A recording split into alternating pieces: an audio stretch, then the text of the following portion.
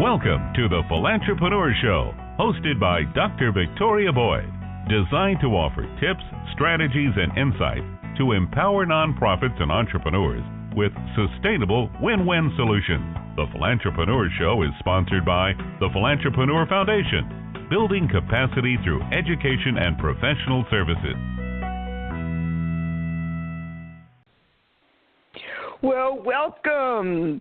This is Dr. Victoria Boyd, President and founder of the Philantrepreneur Foundation and editor of the Philantrepreneur Journal.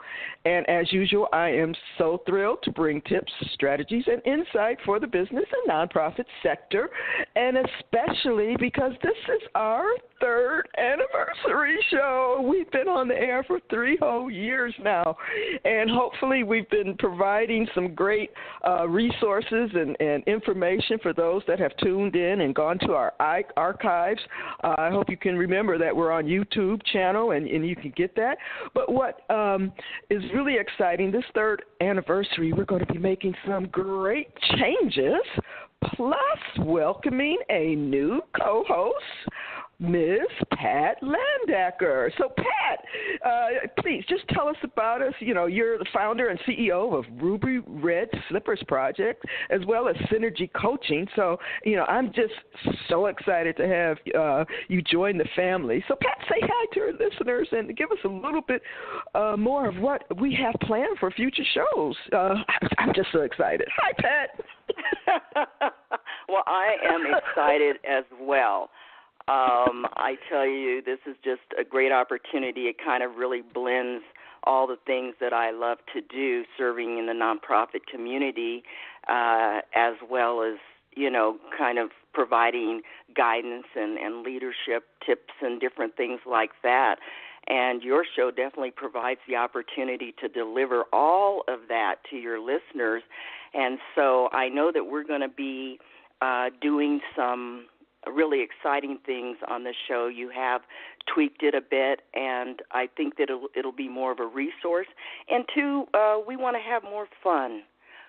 We want to take it a little bit out of the serious vein that it's been in and just have more fun and kind of broaden the scope and the horizon of the show itself and what we discuss, what we look at, and things like that. So I really appreciate Dr. B bringing me in.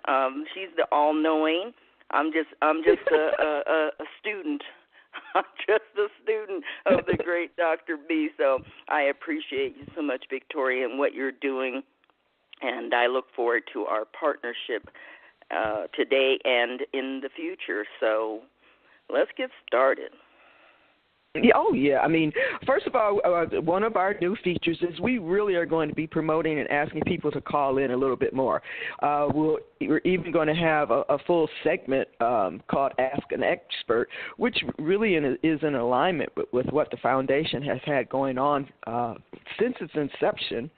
And we're going to be talking about that component with one of the events that we have coming up, which is really exciting. But just remember, if you want to call in, the number is 347-945-7404. And we'd love to have you call in with, you know, just some questions, like ask the expert, whatever it might be.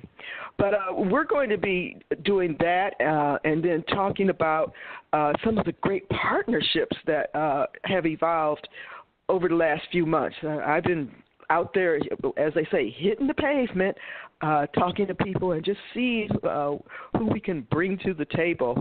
But we're going to come back right after this first little tiny short commercial break and talk about the Philantrepreneur Foundation. Build your capacity with our educational programs and professional services. Learn how to be a philantrepreneur, maximize your social impact, and maximize your revenue. Visit thephilantrepreneur.com or philantrepreneurfoundation.org to find services, resources, and training to launch, enhance, or improve your business or nonprofit strategy. While there, sign up to receive the Philantrepreneur Journal digital publication. Okay, we're back already. One of the great things, as I mentioned briefly right before the break, I've been out there really trying to build some partnerships because as we all know, just, having community partners is so vital to really make an impact. And that's why I was so excited to bring on a co-host with Pat, because it just expands who we can reach and what we can do. And a couple of partners that we now have are, for example, United Way of Southern Nevada. Everyone knows the name United Way across this country, and to have them want to come on and be a partner with us, they help promote. They've opened up their training room to anything that we want to do is really exciting. We also have a new partner, SCORE, which is through the SBA. They reached out to me and said, hey, how can we partner with you? And that was, it was almost sort of a shock, but I was quite honored that, someone's paying attention and seeing some of the good work we do. And we also brought on ANN, which is the Alliance for Nevada Nonprofits, as a community partner. And one of part of that partnership is going to be even more special because we both are membership platforms where you can join, but we're going to have a joint membership program. So if you join one for just a few dollars more, you can be a member of both organizations. And we're going to be planning some great programs together. And we're actually going to launch that joint member program at an event that we're holding October 20th. And we're going to talk about that a little bit later. It's almost a 2-for-1 offer. But Pat, let's get back to, because your background, and you have a lot of experience in marketing. And well, let me say something real quick, sure. Victoria, about what you just mentioned with United Way. I mean, the hugeness of that and the opportunity to use their facilities and the fact that they find so much value in the Philantrepreneur organization that they would allow that, huge. Right, and then SCORE. I mean, let's just go there for a minute. I used to be a SCORE counselor, and I'm telling you right now, that is a huge opportunity because with what we're trying to do in building awareness and helping nonprofits be successful, they truly are the business side of the whole thing because SCORE is like free college. I don't think a lot of people realize that they can go over there and take courses from seasoned people who have been in Fortune 500 companies, CEOs of these big places, and they know, and they're retired, and they want to help. And if you pay more than $50, I'd be shocked because it's either free or it's very low cost. And then, of course, and to have that local piece there, that local partner who's been, overseeing nonprofits in Nevada and has their finger on the pulse of how it began and its growth. I think those are just tremendous partners to start out. So I just wanted to add a little flavor on top of what you said there. And now, I just sort of take things for it. Granted, I do. I take things for because I go in and ask, can we partner? And they say yes. I go okay, and even though we understand United Way is a national organization, and I guess that was huge to get them as a partner, and also SCORE. Like I said, I was so honored that SCORE reached out to me and said, how can we partner? I guess it says something for the as you said, the value of what we're offering here. Well, the question was, you have a strong marketing background, and as we've discussed in many meetings and conversations, that one of the challenges for nonprofits, and a lot of businesses too, they don't see that marketing should be a priority when you're either first starting off, but it should remain as a strong component of your business strategies. And so the word awareness, it's so important for nonprofits and business. So how do you just make some comments on that? Well, I think when I was on your show the first time, I made a statement about a guy that I knew in Colorado, Barney Barnhill. He ran a place called Comitas Crisis Center. It's still around today. But he truly used that message. He was truly grassroots. He could go out, brother, can you spare a dime? $1 will help us help this person. And that worked back then. That worked in the 80s, and we were still in that vein. I don't think nonprofits had become as formal, smaller nonprofits as they are now. We just had the big guys, back then, Red Cross and, of course, United Way and things like that. And so I think that for a long time, small grassroots could kind of just get out there, meet a few people who like their cause, and those people would carry that message on, or they could actually go knock on a door. Try getting into some big funding agency now without an appointment and a letter from Jesus and all this. It's just difficult. So I think what we do is that we teach nonprofits how to build their awareness in a way that they can be noticed for the right reasons and in the right ways. And that's very difficult because nonprofits still have that mentality that if they just grow it, we're going to go and we're going to save all the lawns in Henderson. This is our nonprofit to beautify the area, and you take that message out and you figure people are going to connect like they did back in the day. But no, there's so many other things involved. Social media, the right approach, funding, how do you get it, what do you say, what's the right way to write up your proposals, business plans for your nonprofit. Hello, nonprofit. Absolutely. You need a business plan. I know you don't think you do, but you do. So just all these things that we're really able to provide on our end, and to be able to deliver those things in partnership with these other folks that you named, I think is fantastic. And so thus, the the Nonprofit Awareness Expo, my friend, how cool is that? You get to come to an expo for a few dollars and get all this information from all these great people who live in this world, the world of funding, the world of legal aspects for nonprofits, the world of throw some more in there, Victoria. Throw some more in there. Well, just internet marketing, which is, another form of awareness. The whole, how do you even go out and prospect for your big donors? It's called Funding Smart Ways. Linda Lizakowski, who has written I want to say 13 or 14 books, and is just prolific in the entire nonprofit area. She is one of our leading people that will be there. And then just on the other hand, we're doing just come tell and ask the questions you need, a big community panel where we will have, I'll call them the top dogs, but, there to help build awareness of what it is. But often, that whole awareness component, they also forget that there's a whole transparency element there.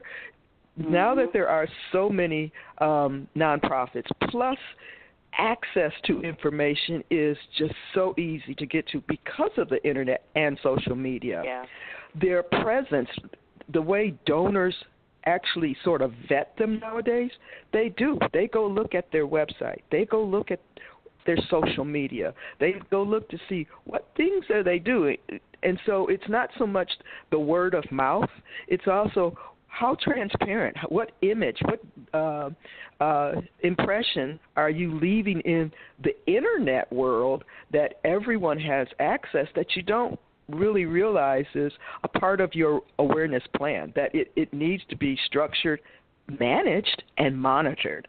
So, I think that's a great point, Victoria. A lot of small nonprofits, they're so busy trying to get, a place on the map. They don't really think about that. And again, I have to go back to the mentality. Sometimes the mentality of a new nonprofit is that they don't. Here's the thing. I used to oversee a huge budget for a bank. Community relations. I had the giving dollar under my leadership, and it was just always interesting to me that a small nonprofit would come to me, and they had a great cause. There's no doubt about it, but they didn't have one thing to hand me or leave behind. They didn't have a brochure, a piece of paper, a flyer, a business card, anything. And I think that there's still a mentality that, well, if I come to you and you know that, you're serving a great purpose. We think it's fantastic.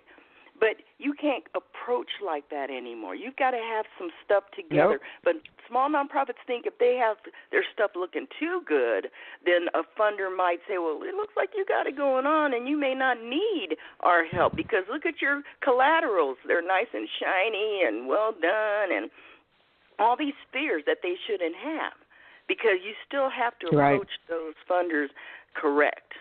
You know, you got to come to them correct. They want to know that you are effective and efficient and can properly manage those funds, but also know how operations and systems and management, that they are an integral part of not only just the cause, but just your long-term sustainability of the organization. I always say you got to build the house. You got to build that foundation with, strong, thick slab of cement before you start adding all these little rooms onto it. The rooms will just fall apart if you don't have that foundation. And, sometimes I feel like I'm talking to a preacher and then I don't listen to my own self. But me too, sister. That infrastructure piece is so key because, they're going to pull back the sheets on your organization. Right. Okay, so you got the glossy, nice-looking now. brochures, and you got the spiel, and you got the pictures of the whatever it is. But anybody funding you is going to want to pull back the sheets and see what your infrastructure looks like. Got to have a board or at least some advisors. Yes. You got to show a budget. Even if it may not show you making more than $5, they want to know that you are doing that. That you have the capacity to do that. They want to know that you have the capacity in terms of who's helping you. There's all these little things. And funders are very understanding, I've found over the years. They understand that not every small nonprofit is going to have it completely together, but you put your best foot forward. You don't go in the door expecting that they're going to understand every little thing you want them to understand because you don't have your act together. So at this expo, and in the training through the Philantrepreneur, I think that's where you can get those things, those nuances that you don't really think about that are kind of stuck in between the other stuff that we see as major when we're starting a nonprofit, running a nonprofit, asking for money for our nonprofit. This is why this expo is going to be great because you're going to hear from all the experts' mouths about what you truly need. You're going to get some synopsized information, the 1, 2, 3, and then you'll have the opportunity as well, right, Victoria, here to actually set up an appointment with this expert, move your, take it further. I don't know. Let me just give a whole overview of the 2 days. Maybe that'll help. We haven't even said the date. It's October 20th and 21st. Maybe that might be helpful. Here in the Las Vegas area, we're actually at Sunset Station, which is right in Henderson. We're not on the Strip, thank God. Oops, I shouldn't say that. But we're in area that has a lot of amenities, so we're inviting even people from out of the state because it's a great learning experience. But the first day of the expo is a true expo where with vendor booths where you can tell your story. You basically can use that booth to do whatever it is you need to do. If you want to run a mini fundraiser, sell things, invite people to other events or things that you're having, show pictures of your cause and what you're doing, use that booth to tell your story and meet your needs. Also, businesses, do you have services that these nonprofits need? Because, once again, it's about awareness. Many times they're not aware of the vital services or resources that are out there that will make their life easier, that will make them more effective and efficient. So you need to be there so that they see what you have, especially to help them grow. And so, therefore, you as a business can have impact in the nonprofit sector. But on that first day, one of the featured things are community discussion. It's going to be a panel. Some of the great people we have on it. First, Julie Murray. She is a leader and just innovator in this area. She was one of the first founders of 3 Square, which is our huge food bank here. But now she formed what is called the Moonridge Group, and she is heavily involved with philanthropists and helping them leave a legacy. She will be on our panel.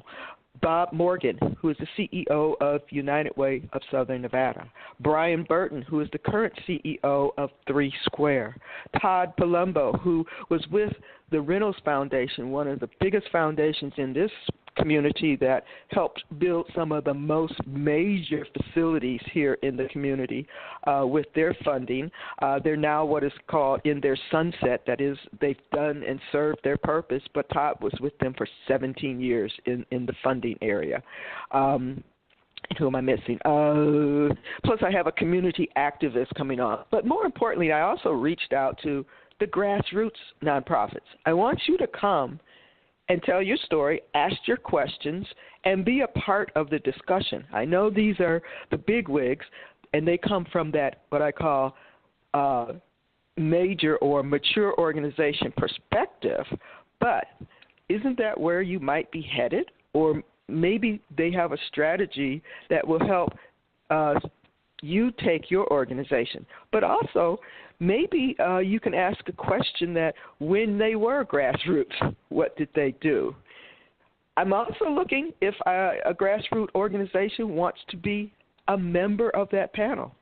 So we're going to have a open mic, ask questions, and that panel discussion will start at 3:30, and I'm allowing plenty of time. So from 3:30 to 5, we're going to have a town hall meeting. We're going to get down and dirty and talk about the nonprofit sector. So it basically is come out and let your voice be heard. So that's the first day. I think that would be enough. But no, me, I'm an overachiever. We have to have the second. Victoria, let me just repeat something you said, a couple of things. First of all, didn't I hear you say that you're going to have Julie Murray, formerly founded 3 Square, yep. And now, did you say that she works with philanthropists and looking for opportunities for them? Yes. I mean, is that who we're talking about? Somebody who has the tap, who can tap? You want to come and hear from her. You want to be able to sit and ask her directly, what are these folks looking for? And another person you mentioned who can really kind of lay out a few different aspects of a nonprofit. Not only did Todd work, and he really contracts with them still, but for Donald Reynolds, but he also has a nonprofit himself, and all he does, he's an IT guy. He just goes around and helps nonprofits by fixing their IT equipment, no charge, things like that. He has a great story to tell why he does that. So I think that there's some other parts of all of this and meeting these folks and being in this room that can really move you as well to action in many ways and motivate you to really get your stuff together, because if you get an opportunity to get in front of one of Julie Murray's people, then that's pretty good. Yeah. So, but anyway, okay, day 2. Even better. I know. I fluff over some of the real value of this because I just get so excited. But anyway, yes, that day is super huge in value to why you should be there. But the thing is, you need to come both days, because the second day is our Ask an Expert question and answer platform. The expo will be going along. There will be vendor booths, and you can tell your story. But throughout the day, there's going to be 30-minute presentations from, as we said, internet people, funding specialists, community. We have a lawyer coming in that deals with specific governance and board legal issues. We have Dahlia coming in from the San Francisco Bay Area. Her whole company is about writing a strong message, awareness marketing. She'll be there with tips and strategies. Kellen Cosman, which is, he has his own internet marketing SEO company, and he launched a blog about 2 years ago, and in the first year got 1 million followers. That's, so and I'm still adding some professionals to this list that will give these 30-minute or under brief presentations. But then the big part is they then will have a booth or area, I would say a booth, that you can go and sit down one-on-one for about 10 minutes. We're saying it just depends on the crowd, between 5 and 10 minutes. But ask them specific things. Get their information. Find out how they can serve you, but you got to be present to do that. You got to show up. And that's what I want to emphasize. This is about showing up to take advantage of the opportunities that are being packaged for you in one location at Sunset Station. It's a 2-day event, so and it's not like you can come the first day and say, oh, yeah, I've seen that, because the vendors that we're having on day 1 will not be the vendors we have on day 2. We're offering free vendor booths to a lot of nonprofits, and in order to really exponentially be of value, they'll get it for one day, not both. And so different vendors will be on there. Be there on Monday. On the opening day, day 1, versus what will be there on day 2. So you need to come out for both days. And on Thursday, Victoria, didn't you decide on Thursday that the vendors would be there prior to the panel discussion segment? Yeah. So they'll be set up for that. So that's a shorter period of time on the first day that you'll have access to those vendors, and the second day will be a lot more access to those vendors. Right. The first day we're going to open the doors somewhere between 11 and noon. You just got to get set up. We're figuring that exact, but they'll have about 3.5 hours of vendor time, which is plenty, because we're not in a big exhibition hall. We're not like at Cashman Center where we could have 500 vendors or whatever. It's going to be a nice intimate group, about 25 vendors. And so about 3.5 hours will give you plenty of time to go and speak to each vendor, get to know them, build some relationships, find out who's there, and then be prepared for this panel discussion.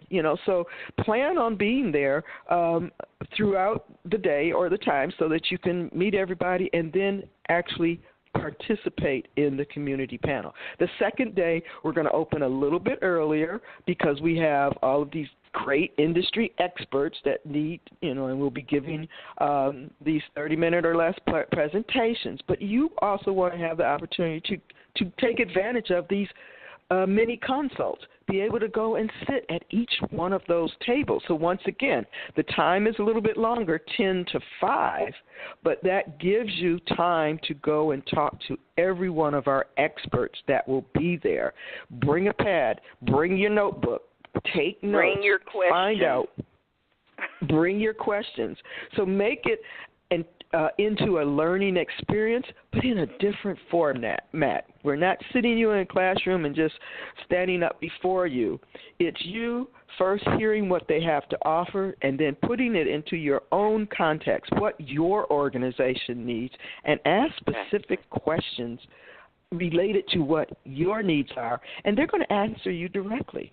And if they don't have time to complete the whole conversation, then set up an appointment to talk to them later. Do that follow-up, which is so important in your whole marketing plan. A lot of people say half the time you lose connections because, you get the card and you make the introduction, but then you never follow up. So that's part and part. So I think we've created a platform or format that is different from anything out there nowadays or that I've seen in the recent future or that I've participated in. So it's just different. So it's not where you can just run in and run out. It's a platform that you can really immerse yourself in everything that's going to be going on. So you really need to, put it on your calendar now, October 20th and 21st. That's a Thursday and a Friday, Sunset Station. Hey, it's $15 for one day, $25 for both days. Okay, that's $12.50. Come on now. But we have so many. I'm glad you stated that because that should be restated. And it's the Sunset Hotel and Casino. That is such a nice place I just think the opportunity and the fact that we're giving away free boost to nonprofits to be there, to do their thing, and the process for that is going on your website and turning in the information I'm going to have that required, page. right? Yep. Yeah, the flyer is all ready. I have to get on the site to post it. But if they just shoot me an email, I can send them the information. I started passing out the forms last night. I did an expo last night just trying to build awareness, gave away tons of tickets. But if they just email me real quick at vboyd@pcclv.org, that's vboyd@pcclv.org, real easy to remember, I will send them the application now because it's pretty much first come, first serve. Yes, there are some requirements and eligibility. You must be a 501c3, active right now. But basically it's about submitting and saying you want one. And we have 2 full days. And so, we really could maybe give out, I want to say, almost 20 to 25 booths over the period of those 2 days. So get your application in. There's a lot of So we're going to real quick take a quick commercial break. Just get this in. So, okay. Be right back. The Philantrepreneur Journal, a quarterly digital publication reaching over 600,000 entrepreneurs and nonprofits. Get targeted exposure to reach your ideal customer with our unique Ads for a Cause, where 50% of the fee goes to support our nonprofit training and services programs. Together, we can make a difference, create impact, and build capacity. Visit thephilantrepreneur.com, Marketing Ads tab for all the details. Mention this show and get a 10% discount.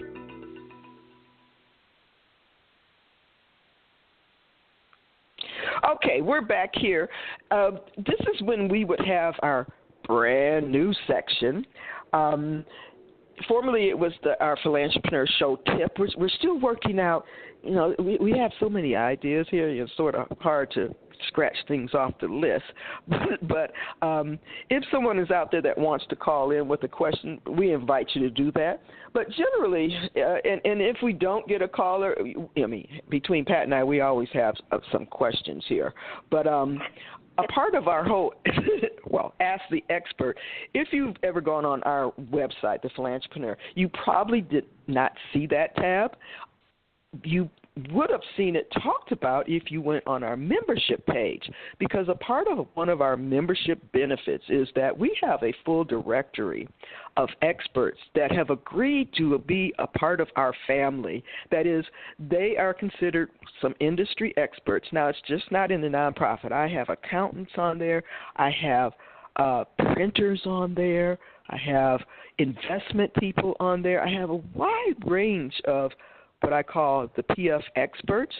And when you become a member, what happens when you log in, you actually get access to this extra tab on the website that has this full directory where you can email these experts and ask them any question you want.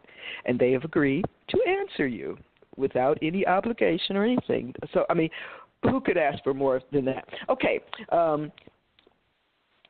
Recently, Pat, have you had any questions come to you that you feel might be valuable to share with our audience today? I don't want to take up the whole time.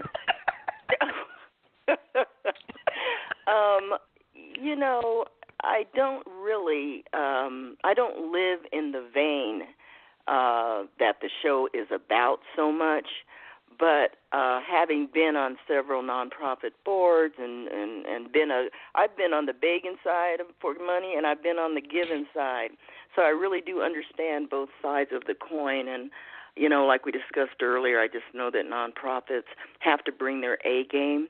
And even if you don't have a lot of money, trust me, that's something that the Philantrepreneur, that we can help you with. We can say, you may not have a lot of money, but this is where you can improve this or that for a small amount of money to look bigger. I think that's one of the things that in my PR marketing world, I was a banker. I oversaw a large budget at a bank, and I would really help those new business customers coming in the bank to develop, to have a better storefront, so to speak, so that they could be better at selling. So that involved the same things it would for a nonprofit. What is your pitch? Do you truly understand what you're doing? A lot of nonprofits, they start off with, we're going to, help puppies do something, and then it starts to go all these different ways, and they never really brought it back together. So when somebody asks them to tell me about your organization, they take them on a journey, on a puppy journey, and it's like, wait a minute, you don't have a focal point to your nonprofit. Right. And when a funder sees that, they know that you're all over the place and that their money is not going to be well used because of that. So those are the kinds of nuances that the Philantrepreneur can help identify for you, help you hone, help you get on track. If you're somebody who wants to start a nonprofit, we can help you identify what would your nonprofit be, because most times I've had a couple of nonprofits, and they had about 10 different versions and a lot of stuff stuck in each one of them, and you've really got to pare that down to one thing that you can focus on. Yeah, down the road you can tell the IRS, you know what, I'm going to add ballet tutus to that effort, and that's okay to do, but initially they want to see something that's streamlined and focused. Right, Victoria? And the key to that, absolutely, and to make this into a tip, that is, are you mission-driven? Because every nonprofit needs to start creating that mission statement, not necessarily a vision. At times I've told nonprofits, forget about that vision. That's the big global picture. Yeah, that vision can float out there, but it's not your focus. Your mission has to be the target. And if you just visualize, I'm very visual, just think of that big bullseye, and right in the middle is that mission. Now take that same circle concept and make that into a wagon wheel.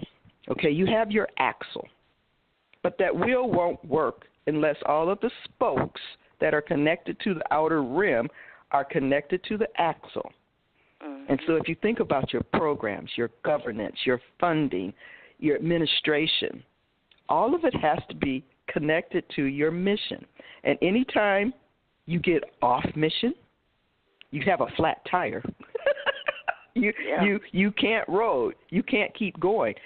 Having a very concise and refined mission statement and purpose of what you're doing, you can always do a checks and balances when you are thinking about adding something else or doing something else.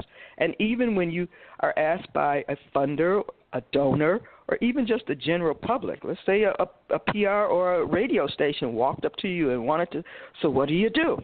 You need to be able to state your mission statement, because that should be you as an organization in a nutshell. And if you just think of that, using that as the platform of everything you do, whether it's grants, funding, marketing, then you are assuring yourself that you're staying on target and you won't get off. Now, do you need to review your mission statement from time to time? Absolutely. Pat and I, we reviewed the Philantrepreneur mission statement just last week, and we actually made changes to it. So it's not a bad thing. I mean, and it's okay, but you have to know that that mission is the strength, it's the core, it's the axle of everything that will make your organization function effectively and efficiently. And so that's sort of putting that into that's my platform, and I'm going to stick to it. Yeah, well, I mean, I think that's a valid tip, and I think that's really what is forgotten. And I think that when we create especially our mission statements, that, that's in granite. It's like, okay, that's what I am. That's why I'm here. That's why I live. And then it's like, wait a minute, the world has changed, especially in this day and age since last week. And now you might have to tweak that a little bit. And I think it's okay as well, and I think you have to do this. When you are going to go meet with a funder, you have to tweak. And that's okay to do that. You got to shape it, because another thing nonprofits don't do, and like I said, I sat on a huge budget at a bank and I gave out a lot of money, And the one thing I always looked for, this was kind of my purging tool. Somebody who called me and said, oh, we're looking for money for this. Now, on our website, I made sure we had a page that said, here's what we fund. Here's who we are. Yep. This is what we don't want to see. And I would say 50% of the time I'd get a letter or something, and the person had no idea that we didn't fund those things. And so that kind of told me right off the bat that you're just out here looking for money. You're just going, and, banks are the first place because we just have all kind of money to give away to everybody. We don't have no rhyme or reason or anything, But that's how people think. And so I probably did in that job more educating, because you get a small nonprofit that comes through, and they have a great effort. They just don't have their act together. So in my department, I was able to help them. I had my graphics people do a brochure for their organization. So we did a lot of training within the bank just to help small grassroots get their act together, and then we could make them a part of our family on our dime, but that was okay. That was okay. We enjoyed doing that. And it was good PR for us, too. I mean, not that that's why you do that stuff. So I think it's important to know who you're asking for money. Yes, absolutely. Yeah. Well, that's in some of the courses I've taught. It's about, have you done your research? Yep. And that's, you have to. It's not about you anymore. It's about them. The whole system of asking for funding or finding out who is a potential funder, you have to vet and see that they're in alignment with what your goals are. And that's exactly what you just said, that, go read. What do they fund? And many organizations change what they fund every year. So you just can't assume that, I'll just reapply, or, you have to go and do some upfront research. So talking about, understanding what is required. Let's talk about some of the training that we actually have planned, which will give a lot of this understanding. It's called board-bound leadership training. Not so much straight funding and development, but this is more of a conversation, I'll call it, about you having all of the skills and knowledge to be an asset to a nonprofit organization. So therefore, this could be great for employees of a corporation, for someone that's coming up, the millennials, who really, they love to jump in and roll up their sleeves and get down and dirty, involved. But this is also for, let's say you're on a nonprofit. I had a great conversation last night with an individual that said, I serve on a couple of boards, but I don't have a clue what they really need. I was like, really? Okay. You are an ideal person to be at my board-bound training. So board-bound training is a program that we're launching, but what's important for this one that we're doing November 12th, we're inviting people, and you could we have a system where you could come free because we're beta testing it. We want to really get some feedback on what it is that we deliver. Did it have impact on what you received? And what else might you need to feel, I want to say, confident in the role of either volunteering for a board or stepping on and being on an advisory council or as a board member? You had some interesting comments about this board-bound leadership training the other day. Do you remember what they were, Pat? No, I've only had 10 million conversations between that one and this. But, look, I think board-bound leadership is a great concept. I mean, what it's really meant to do is to help people understand what a board does, identify why they might want to be on one, if they've already identified that, what they're looking for from a board. Because a lot of times, we think, I just want to get on this board and whatever they need me to do, I'll clean the bathroom. Yeah.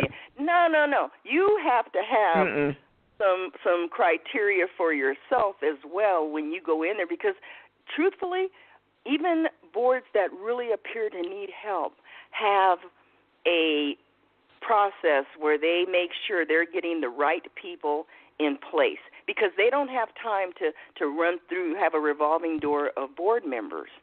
So they're looking for the same things you should be looking for, and that's quality in the board. Do they meet your needs for service? Like, what is it that you can get from this opportunity? But board-bound training will definitely give you the overview you need about what a board does, if you're in this position or that position on a board, what that means, strategies for getting on a board, questions you want to ask the board. I mean, how about that? Right. You know, you feel like you have to go in there and get asked a bunch of questions. Hey, okay, you want to be on our board. Here, do you do this? No, you should have questions to ask them. Let me tell you something right now. A board chair or whoever's interviewing will be so refreshed by that. So absolutely. Our classes will definitely teach you how to make that approach, because especially with a lot of the younger people today who are, the millennials, I mean, they're totally into service, and they want to roll up their sleeves, and they want to understand what they're going to be getting back. And there's so many different kinds of boards today, and you want to understand the differences about them. I mean, some are figurehead. They're just there because they have a big name. Some are lame duck. They're kind of there too because they need that person in place. Some really roll up. And some are the cookie like and tea group. Some are some just like the they come just well, they do. I mean, there's socialization. all kinds, and you have to know what kind you want to be on, and that you only get that, again, research that board, find out what they're doing, look at their last few efforts. Is that stuff you would want to do? And that serves two purposes, because when you do go to an interview or get an opportunity, you're going to know what they've done. I loved the fact that you guys went and planted those trees in the Police Memorial Park. I thought that was great. That really fits who I am. I mean, it's not about, pitching to just say whatever you think they want to hear. It's about being able to showcase your passion for what they're already doing. But it's a two-way thing. It's not just about them accepting you. It's about you accepting them as well. And so board-bound training, it'll give you all of those pieces, as well as what I call the boring stuff, how it works and the governance and all that. Oh, it's never boring. No. But she's on the side of that. I'm on the side of let me help you get into something that's going to be fun for you and fulfilling. Absolutely. I know. Some of it can really be tedious, and a lot of that is, first of all, by people not understanding the scope of how you engage board leaders, or just how you engage a board. Just because they might be an accountant, they don't necessarily want to be your finance chair. Absolutely. They might enjoy and have a purpose that they want to serve as your events or, your outreach, whatever positions you might have. They might really enjoy the marketing and engaging and building relationships. So don't assume that because you as a board needs some financial oversight that you need to find an accountant. That should be your CPA that you hire.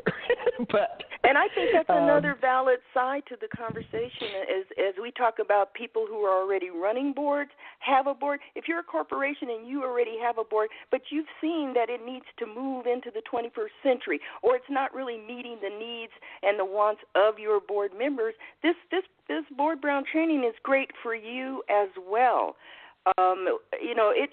It goes into all the little cracks of what being on a board is all about, and leadership on a board. I think people look to with anything, they want to kind of rise up, they want to learn, they want to rise into those different board positions and things like that. And we help you understand, like, what does that board role really mean? You know, you might see Right. where you fit better, just like what Victoria just said. A person who's been in banking all their life, the first thing that she's right, the first thing they do is put you on the finance committee. You don't want to be on the finance committee. You actually like building stuff. Hello. So that can happen, you know. And in terms of leadership, which I'm totally into, I've been a leadership coach for a long time. I've done a lot of leadership training, and, you know, one of the aspects of leadership that's often missed when you're selecting leaders is that emotional intelligence piece. When I look at people for leadership roles, I always look at that. How are they in their environment? How do they relate to the people in their environment? If you're on a board, how would this person relate to everybody else in this particular environment? What have you seen from them that's selfless style of leadership? I mean, we go into it, girl. You're going to know more than you ever thought about a board, but it'll be helpful for you in seeking a position as well as changing or enhancing the one you're in, or being able to go back to your board with some new knowledge on how you can affect change that really takes the board, you know, to its next level. Absolutely. So, listeners, if you're interested in participating in this beta format, generally board-bound training is a 2-day training, 16 hours or of 4 different modules. We're doing this in a 1-day training, November 12th, at the Henderson Business Resource Center, right in downtown Henderson on Water Street. But if you would like to consider attending free, we're just going to be asking you to do a couple things, like a pre and a post evaluation, and giving some written statements or testimonials on what you learned, the impact you had, and what you perceived as the value or even the weaknesses of what we might have missed, things that you thought you might have been getting but didn't. So it will help us create a baseline measurement and do some really evaluation tweaking before we really launch this in its what I call full-blown version, which will happen right after the first of the year. This will be a program that will be highly, I think, valuable for anyone, even just exploring and investigating whether or not they want to delve into the nonprofit sector, either as a volunteer, as a board member, or maybe even perhaps starting their own. So I'm excited to get the community feedback. So if you want to attend this and consider it as a participant of the testing portion of it, once again, email me at vboyd@pcclv.org. This will also be up on our website. Give me at least until Monday, but all of the information. But I will be posting it. If you're not connected to us via Facebook or LinkedIn, you need to go out and reach out there, because that's generally where it first gets talked about, and most of the inquiries and people getting on our list come through those Facebook connections. So once again, that's Saturday, November 12th. It's an all-day event, 8 to 5, because it will be in-depth training. Lunch will be provided, but we will be asking for your feedback and evaluation in order to take it free. Now, if you don't want to do that part of it, we have some different ways. We have a capacity building award that you can apply for. Same thing, just email me, where you only have to pay $49 for the lunch and the materials. If you just want to go ahead and pay full price, it's $199. I'll take that too. But we do have strategies for you to actually get this training free. Wow, we've gone through a lot of stuff today. This has been fun. Let me just sort of do a recap, because we talked about mission statements. Our mission statement is going to be shifting. Before it was building capacity through education and professional services. We now feel that it's more leaning toward, we haven't approved it through our board, but strengthening nonprofits through education and resources. So I think that's more a statement of what we do and who we are. But I also don't want you to forget some of these important dates. I expect to hear and see you At our next radio show, we're always the first and third Wednesday, 8 a.m. Pacific time, blogtalkradio.com/Philantrepreneur. Please start thinking about questions. Join us. Next show, we're going to have Dana Serrato, who is the president of ANN, the board chair. She will be on the show, and we're going to be talking more about the partnership with ANN and some of the things we have planned down the line, down the road in terms of training and collaborations and stuff.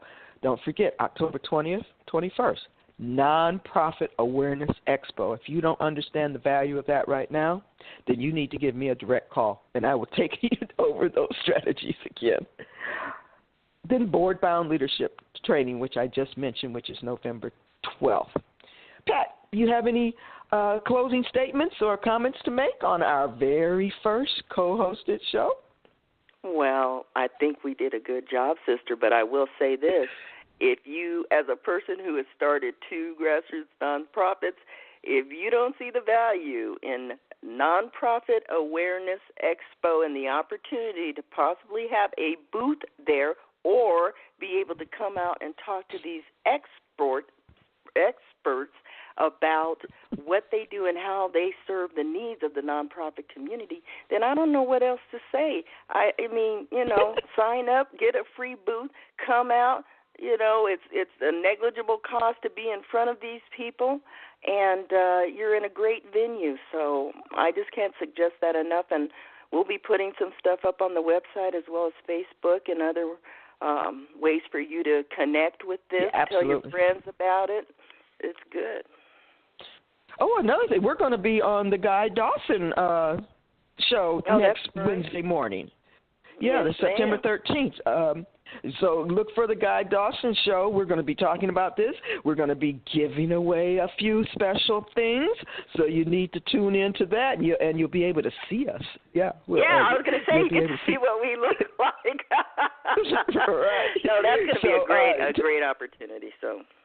Yeah, so if you want to, you possibly might win some free tickets and get that free booth for these upcoming events. So, wrapping all of this up, it has been fantastic. I look forward to our next show, which, as I said, will be September 21st.